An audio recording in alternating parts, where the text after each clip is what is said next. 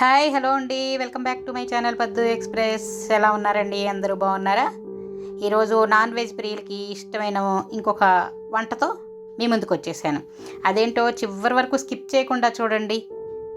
అలాగే లైక్ చేయటం మర్చిపోవద్దు. మామూలుగా నాన్ వెజ్లో ఇప్పుడు చికెన్కి గోంగూర చికెన్ లేదంటే మునక్కాయ చికెన్ ఏదో ఒకటి చేసుకుంటాం కదా, కానీ రెండు కలిపి ఒకే దానిలో చేస్తే ఎలా ఉంటుంది అని నాకు ఒక ఐడియా వచ్చిందండి. అందుకే ఈరోజు గోంగూర మునక్కాయ రెండు కలిపి చికెన్తో వండబోతున్నాను. చూడండి, ఇదేంటో తెలుసా? చికెన్ 1 కేజీ తీసుకున్నాను.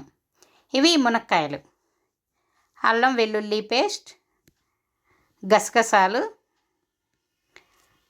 అలాగే ఉల్లిపాయలు, టమాటాలు, పచ్చిమిరపకాయలు, కొత్తిమీర, పుదీనా, ఉప్పు, పసుపు, కారం,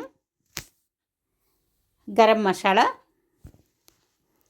ఇప్పుడు స్టవ్ మీద ఒక ప్యాన్ పెట్టుకొని దానిలో కొంచెం ఒక 2 స్పూన్లు ఆయిల్ వేసుకొని ఇందులో బాగా శుభ్రం చేసుకున్న గోంగూరని వేసుకుంటున్నాను. చూడండి, దీనిలో పచ్చిమిరపకాయలు, గోంగూర పులుపు కదా, కొంచెం పచ్చిమిరపకాయలు ఎక్కువే పడతాయి. పచ్చిమిరపకాయలు వేసుకొని దీన్ని కొంచెం మగ్గబెట్టుకుంటున్నాను.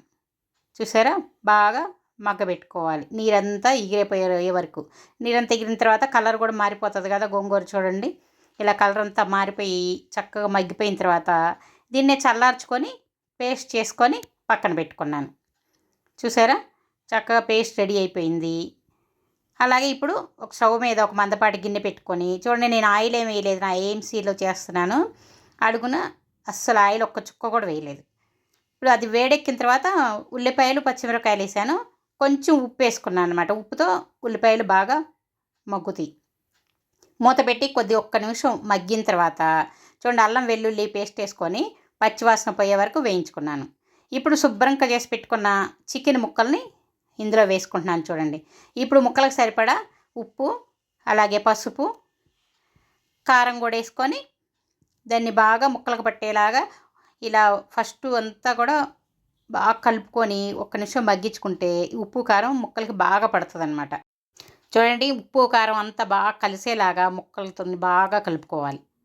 ఇలా బాగా కలుపుకొని చక్కగా మూత పెట్టి మగ్గించుకుంటే ఉప్పు కారం ముక్కలకి బాగా పడుతుంది. తర్వాత అయితే ముక్కలు కొంచెం చప్పగా ఉంటాయి.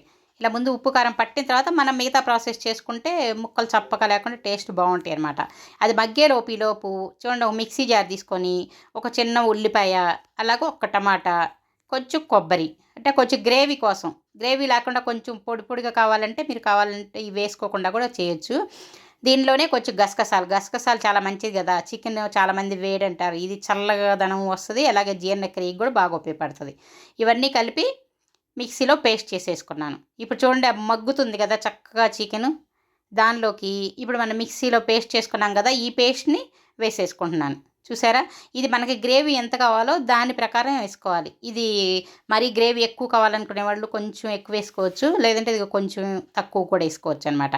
మాకు సెమీ గ్రేవీ చేసుకుంటున్నాము. చూడండి, ఇది వేసుకుంటే గ్రేవీను వస్తుంది, టేస్ట్ కూడా చాలా బాగుంటుంది. చాలామంది చికెన్ తినాలంటే వేడి అరగదు అలా మసాలా అని అంటారు కదా, గసగసాలు వేసుకున్నప్పుడు అదంతా బ్యాలెన్స్ అయిపోద్ది అనమాట.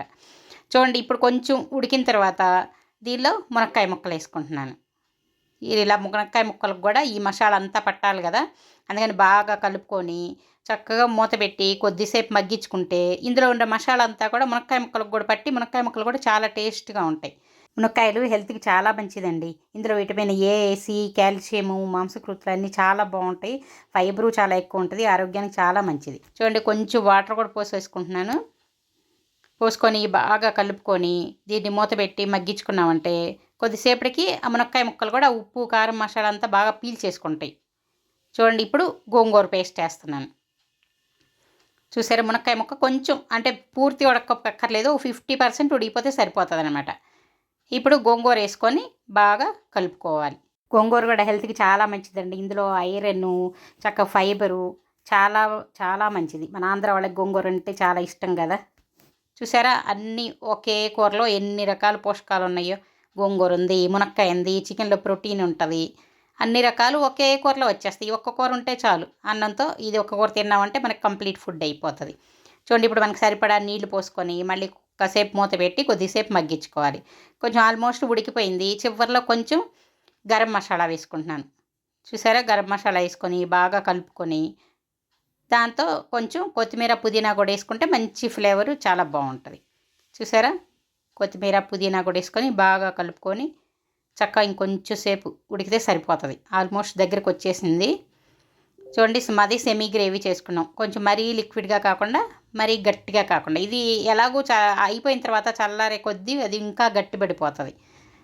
చూసారా, ఇంత మాత్రం గ్రేవీ ఉంటే మీకు కావాలంటే ఇంకొంచెం వాటర్ పోసుకోవచ్చు, లిక్విడ్గా కావాలంటే. చూసారా, మా కూర రెడీ అయిపోయింది. చూడండి, మునక్కాయ గోంగూర చికెన్ ఎంతో టేస్టీగా ఉండే ఈ కర్రీ తిన్నారంటే ఆహా ఏమి రుచి అనాల్సిందే, అస్సలు వదిలిపెట్టరండి. చాలా చాలా బాగుంటుంది. మీరు తప్పకుండా ట్రై చేయండి. దీన్ని ట్రై చేసి ఎలా వచ్చిందో నాకు కామెంట్ సెక్షన్లో కామెంట్స్ పెట్టండి.